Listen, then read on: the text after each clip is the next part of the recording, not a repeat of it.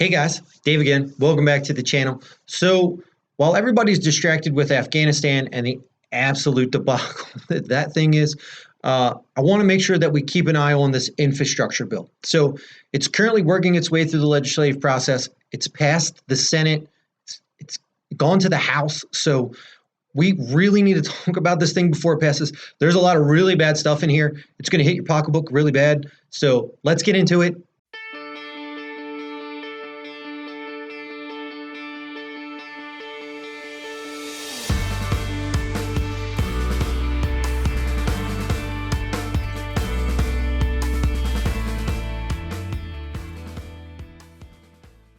Okay, so if you guys are new here, welcome to the channel. If you're returning, thanks for coming back.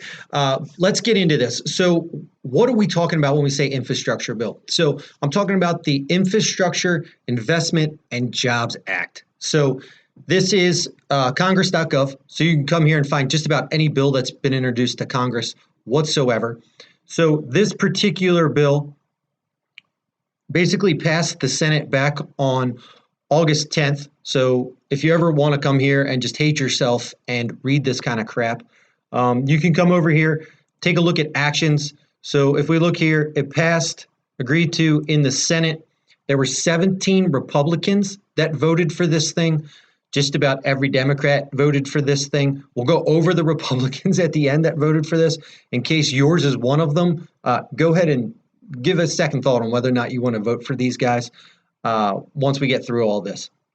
So basically, I had to download the PDF version. Typically, I can do the HTML version, which would be this text button here. I'm not clicking on that. It will literally crash my web browser. So why will it crash my web browser? So this thing is 2,740 pages long. Let me put that in perspective for you. So the King James Bible is only roughly 1,200 pages long. The Lord of the Rings is like 1,178 pages if you kind of count it all up together. So this thing's more than double both of those books. If you put both of these together, it's still bigger than that. So this thing is absolutely massive, and it's loaded with a ton of stuff. So, and it's actually loaded with some things that we've talked about before. So if you guys have followed along on this channel, and I'll give you the first example, and it hits home. And this video has triggered more people, and they were so mad and told me they wouldn't move to Wyoming if this got passed. But it's the per mileage tax. So if we come over here and we go to page 515, motor vehicle per mile user fees. Yes, so it got shot down in Wyoming. It didn't pass Wyoming, so it's not a Wyoming state law. But it made it to the national or federal level, if you will, and it's in here. So let me sort of read to you the particular pieces. This bill took me like 2.5 hours just to peruse through to get sort of the highlights that we're going to cover here. So I'm going to keep them super high level so this video isn't an hour and 45 minutes long. But let me read this for you. So motor vehicle per mile user fees. For the 13 purposes of the pilot program, the Secretary of the Treasury shall establish on an annual basis per mile user fees for passenger motor vehicles, light trucks, and medium and heavy duty trucks, which amount may vary between vehicle types and weight classes to reflect estimated impacts on safety, congestion, the environment, and other related social impacts. How are mileage usage fees related to social user impact? Don't make this up. I literally just tell you what it says. So basically, if you're curious about the breakdown, now my understanding, and I didn't dig that far into this particular piece, go watch my Wyoming mileage video tax video, and it gives you a rough idea what you're going to pay per mile to drive on the roads. So they basically just pushed this thing right on up to the top. So again, it's passed the Senate. It's going to the House. Yeah, I think it's going to pass the House. I'm pretty sure it is. They're going to tout this as a big win, and really they're just going to be fleecing your pockets right here just in mileage usage fees. Like the mainstream media is not talking about this. All right, so what else do we have in this bill that we need to watch out for? So let's go ahead and jump to page 960. And in this one we have innovative highway safety countermeasures. So the general in this, in conducting research under this section, the Secretary shall evaluate the effectiveness of innovative behavioral traffic safety countermeasures other than traffic enforcement. These are considered promising or likely to be effective for the purpose of enriching revisions to the document titled Countermeasures That Work, a Highway Safety Countermeasure Guide for State Highway Safety Offices, the 9th edition. Basically, what's it do? So it gives grants to states with alcohol ignition interlocks. So if you get a DUI, even first offense, you're automatically getting basically an interlock in your car for 180 days minimum, so 6 months. So it doesn't matter if you're 0.09 and just slightly over 0.08, or if you're super drunk. Now, if you're super drunk, I definitely think you should get one. But, I mean, this is just pushing and encouraging interlocks, which I'm for safety, but we're going to go ahead and see how this comes back around. So we're setting the stage for this one.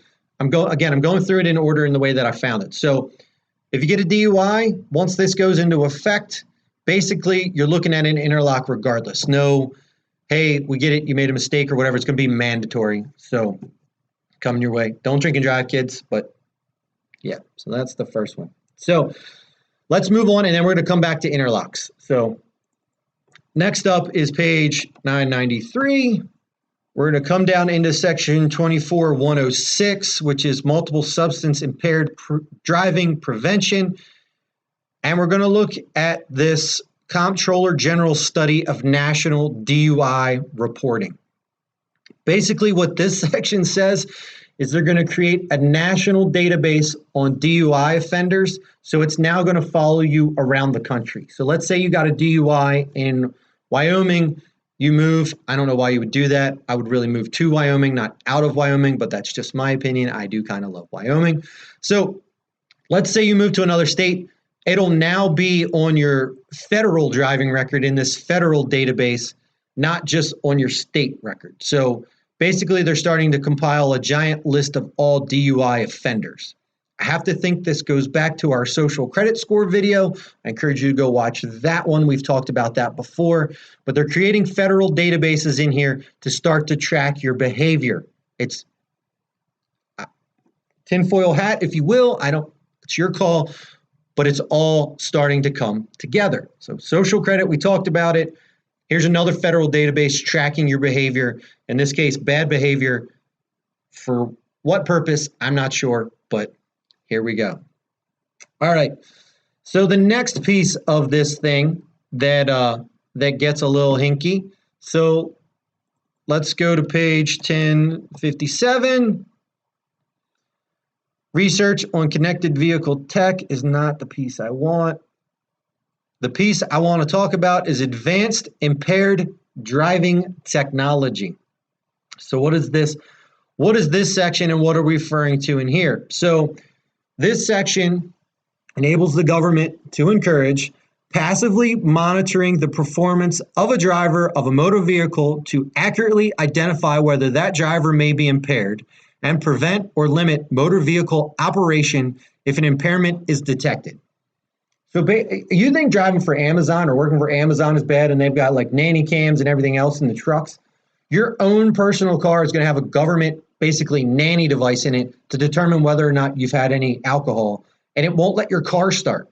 So the government's basically riding shotgun, and it's asking you the whole time if you're okay to drive.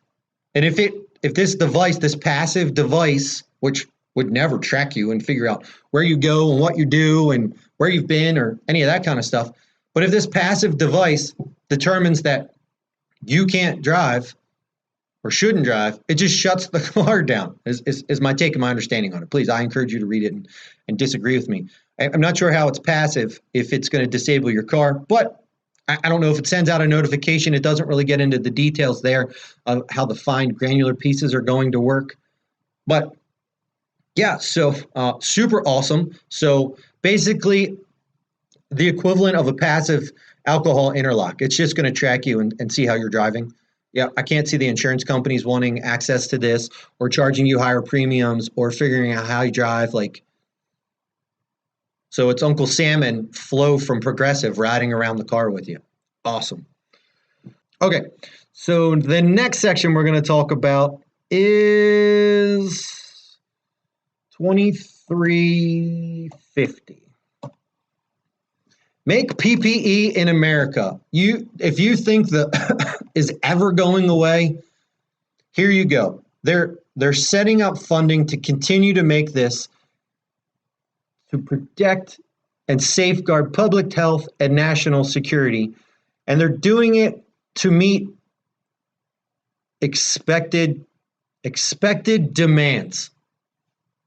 Expected demands, which basically to me says they've already foregone conclusions that there will be another pandemic or more pandemics, or it's coming down the pipe.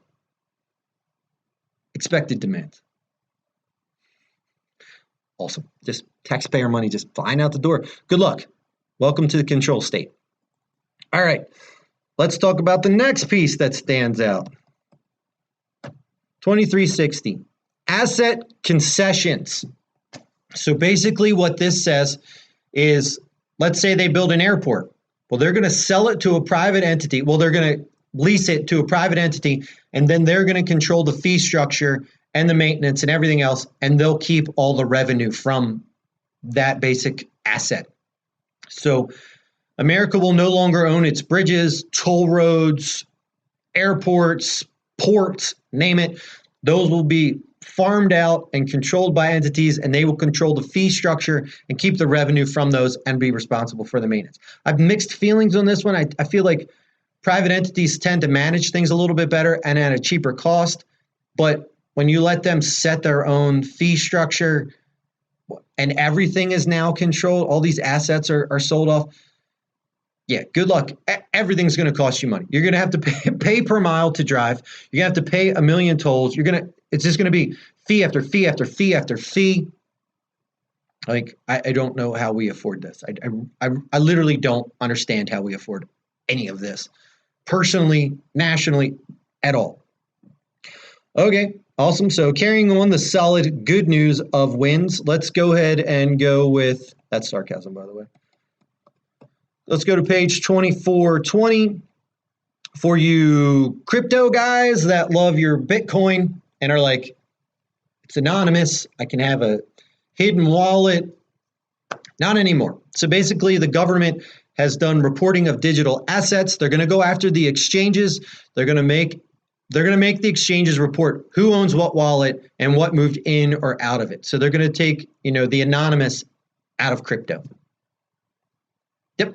So I don't know. To me, that's one of the biggest benefits of crypto is you could have, you could do it anonymously, but not if you go through an exchange. Now, I understand you can do cold storage and you can do transfers that way and all of that kind of stuff. I don't know that you get to scale and you're able to shop and do all that kind of stuff, but yes, you can store value, cold storage. I get it. But for your average person, they're coming for your wallet and they're doing it via the exchanges rather than coming after the individual and making you report. So they're going to follow up on you a lot like your brokerage account does now, E-Trade, whoever, TD Ameritrade, whatever one you use. But yeah, so crypto guys, you got dinged in this one too. All right, let's go to the next piece. So we're going to page 2425. Strategic Petroleum Reserve Drawdown and Sale. So basically, they're going to sell 87,600,000 barrels of crude oil between 2028 and 2031. Now, I know we're pushing for electric cars here in this administration, and that's the move, and that's the way we're going. But I just feel like we're putting the cart a little bit before the horse here. So what if we don't make it? And then we're going to go ahead and we're going to sell all of our oil. Now, isn't that going to kind of put America at a disadvantage? Isn't that going to put us at the mercy of everybody else with oil? We've already given up our energy independence, and now we're going to sell all of our oil. I mean, we're literally and figuratively going to be bent over a barrel. Just how it's going to go. Oh, God. So, yeah, awesome. So Strategic Petroleum Reserve selling out, let's call it 88 million barrels of oil already. And we don't even know that we're going to get to electric. We're not going to run into any hiccups or any problems, and that's not going to get delayed. We couldn't even get the EPA regulation the last time they tried to push that through. That had to be extended. Anyway, so that's what's in the infrastructure bill. I want you guys to know sort of some of what they're doing. Now, this thing's massive. There's no way that I could get through the whole thing and put a video together and it not be an hour and a half long. So hopefully this gave you guys at least enough to think about. You know, the mileage tax alone needs to be considered. I mean, it's prohibitively expensive, especially if you live in a big Western state. You guys are really going to get hammered. You guys, myself included, like driving anywhere out here takes forever. It's really far apart. And we're going to pay per mileage. And then you're going to pay gas tax on top of that. Like, it just, fees on top of fees. Just so much money is going to come out of your pocket in this, just to drive. It's insanity. Let me give you I'll put the list of, I'm not even going to read the names off. I'll put the list of senators down in the description who voted for this. But, I mean, the Republicans come from Missouri, North Carolina. West Virginia was in here and voted for this nonsense. You know, people from Alaska, North Dakota. So, yeah, I said it that way on purpose. Ohio, Idaho. So, no one from Wyoming, Republican-wise, voted for this, though. So, thank goodness. I appreciate you guys having some logic and some common sense. I'll put a link to the bill. Like I said, download the PDF version if you're going to go through this just because you hate yourself like I do and spent time digging through this. It will crash your web browser. I could never get it to load in HTML. And this computer's a beast. So be prepared for that. So the PDF comes down real quick and then you can open it up and you can Control F and find and sort your way through it. But anyway, so yeah, so this is what the government's been working on. I know Afghanistan is a mess, and you should absolutely be mad at that. But keep an eye on this. If you couple this with the $3.5 trillion budget that they're trying to pass through, this is basically all the pieces for the Green New Deal. They're going to make driving a gas car just basically impossible to afford. And when you get your electric car, that's not going to be a free walk in the park either because you're still going to have to pay the mileage tax. Get ready for your shipping to go through the roof when they pass these costs along to freight companies. Oh, God, one day I'd just like to have good news on this channel. I wish I could find just the absolute ray of sunshine, but the government just keeps giving us the hits. So sorry for the bad news again. I'll catch you guys in the next one.